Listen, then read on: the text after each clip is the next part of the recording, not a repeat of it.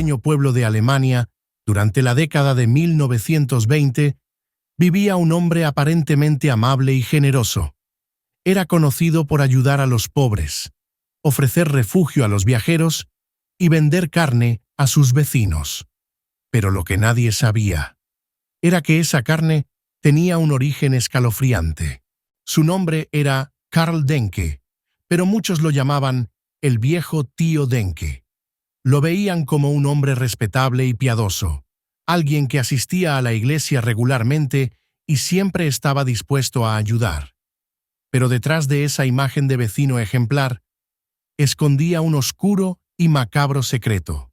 En 1924, la policía irrumpió en la casa de Denke después de que un hombre escapara de un ataque brutal. Lo que encontraron dejó a todo el pueblo en estado de shock. Barriles llenos de carne humana, huesos cuidadosamente etiquetados y herramientas para desmembrar cuerpos. Denke había estado atrayendo a vagabundos y viajeros solitarios a su casa durante años. Los desvivía, procesaba sus cuerpos y vendía la carne como si fuera de cerdo. Se encontraron registros detallados de más de 30 víctimas, pero se sospecha que la cifra real podría ser mucho mayor. Pero lo más inquietante de esta historia es cómo Karl Denke logró pasar desapercibido durante tanto tiempo. Cómo nadie sospechó de él. Cómo pudo ocultar sus crímenes atroces mientras seguía siendo visto como un ciudadano ejemplar. En este video exploraremos la historia completa de Karl Denke, desde su infancia hasta los brutales crímenes que cometió, la operación policial que llevó a su captura y cómo su historia dejó una marca en la criminología europea. ¿Era un asesino frío y calculador? ¿O simplemente un producto de su entorno? Para entender cómo alguien puede llegar a cometer actos tan atroces, primero debemos retroceder al comienzo, a la infancia de Karl Denke, donde comenzaron a formarse los primeros signos de su oscuridad. Karl Denke nació el 12 de agosto de 1860 en un pequeño pueblo llamado Oberkunzendorf, en la Baja Silesia, una región que en aquel entonces pertenecía a Alemania. Creció en una familia de campesinos, en un entorno humilde y lleno de dificultades económicas. Pero ¿qué pudo haber llevado a este niño de campo a convertirse en uno de los asesinos más aterradores de la historia? Los padres de Karl eran conocidos por ser estrictos y poco afectuosos. Se esperaba que los niños ayudaran en las tareas del campo desde muy pequeños, y la disciplina era una prioridad en el hogar. Karl creció sintiéndose rechazado y aislado, lo que lo llevó a desarrollar un carácter reservado y antisocial. A diferencia de otros niños de su edad, Karl prefería estar solo. No jugaba con otros niños ni participaba en actividades sociales. Desde muy joven, mostró una falta de interés por las relaciones humanas, lo que lo hacía parecer extraño a los ojos de los demás. Karl tuvo dificultades para encajar en la escuela. Aunque aprendió a leer y escribir, abandonó la educación formal a los 12 años para trabajar en el campo. La falta de educación y sus problemas para socializar lo condenaron a una vida de trabajos manuales y aislamiento. Durante su juventud, Karl intentó trabajar como aprendiz en diferentes oficios, pero nunca logró mantener un empleo estable. Sus compañeros lo describían como un hombre extraño y reservado, alguien que hablaba poco y siempre parecía estar sumido en sus propios pensamientos. A pesar de sus dificultades, Karl recibió una pequeña herencia tras la muerte de su padre. Con ese dinero, compró una casa en el pueblo de Sienwiese, donde se establecería de manera definitiva. Fue en esa casa donde comenzaría a cometer sus crímenes atroces, convirtiéndola en el escenario de uno de los casos más macabros de la historia criminal de Europa. A pesar de su carácter reservado, Karl Denke logró ganarse la confianza de los vecinos de Siembiche. Lo veían como un hombre amable y generoso. Ayudaba a los pobres, ofrecía alojamiento a viajeros y asistía regularmente a la iglesia. Nadie podía imaginar que detrás de esa apariencia inofensiva se escondía un monstruo. Durante el día era un vecino ejemplar, pero durante la noche su casa se convertía en un lugar de horror indescriptible.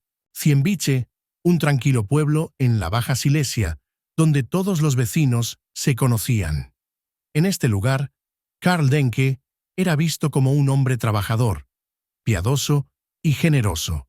Lo llamaban el viejo tío Denke, alguien que ofrecía ayuda a los más necesitados y que nunca levantó sospechas. Pero detrás de esa imagen de buen vecino se escondía uno de los secretos más oscuros de la historia criminal de Europa. Karl Denke era conocido por su rutina meticulosa.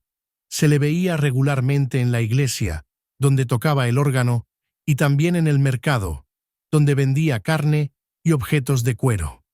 Además, ofrecía alojamiento a vagabundos y viajeros que pasaban por el pueblo.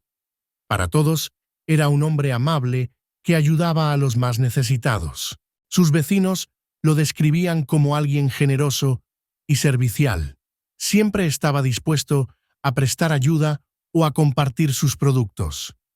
Pero lo que nadie sabía era que esa carne que vendía en el mercado no provenía de animales. La casa de Denke parecía una más en el pueblo, pero en su interior escondía un oscuro secreto. Denke había convertido su hogar en un lugar de horror. Utilizaba una habitación como matadero, donde desvivía a sus víctimas y procesaba sus cuerpos. Los restos humanos eran guardados en barriles, y la carne vendida como si fuera carne de cerdo. En su casa, la policía encontró barriles llenos de carne humana, huesos cuidadosamente etiquetados y registros de cada una de sus víctimas. Denke llevaba un control detallado de las personas que había desvivido, anotando sus nombres y fechas. Uno de los aspectos más perturbadores del caso es cómo logró pasar desapercibido durante tanto tiempo. Denke era visto como un hombre respetable y de buen corazón. Nadie sospechaba que detrás de esa fachada escondía una vida de horror indescriptible. Incluso los sacerdotes y líderes de la iglesia confiaban en él. Su participación en la comunidad reforzaba la idea de que era un ciudadano ejemplar. Pero las señales estaban allí, solo que nadie quiso verlas. Durante el día, Denke era el amable vecino que ofrecía carne y objetos de cuero a buen precio. Pero durante la noche se convertía en un desvividor despiadado que desvivía a vagabundos y viajeros solitarios. Su doble vida era perfecta, hasta que todo se derrumbó. ¿Cómo elegía a sus víctimas? ¿Qué métodos utilizaba? Y lo más escalofriante, ¿cómo logró ocultar sus actos durante tanto tiempo? Durante años, Karl Denke llevó una doble vida. En la superficie, era un hombre amable y generoso, pero detrás de las puertas de su casa ocurrían actos que estremecerían a toda Alemania. ¿Cómo alguien que parecía tan inofensivo pudo cometer crímenes tan atroces sin levantar sospechas? Denke elegía a sus víctimas entre las personas más vulnerables de la sociedad: vagabundos, mendigos y viajeros solitarios que pasaban por el pueblo.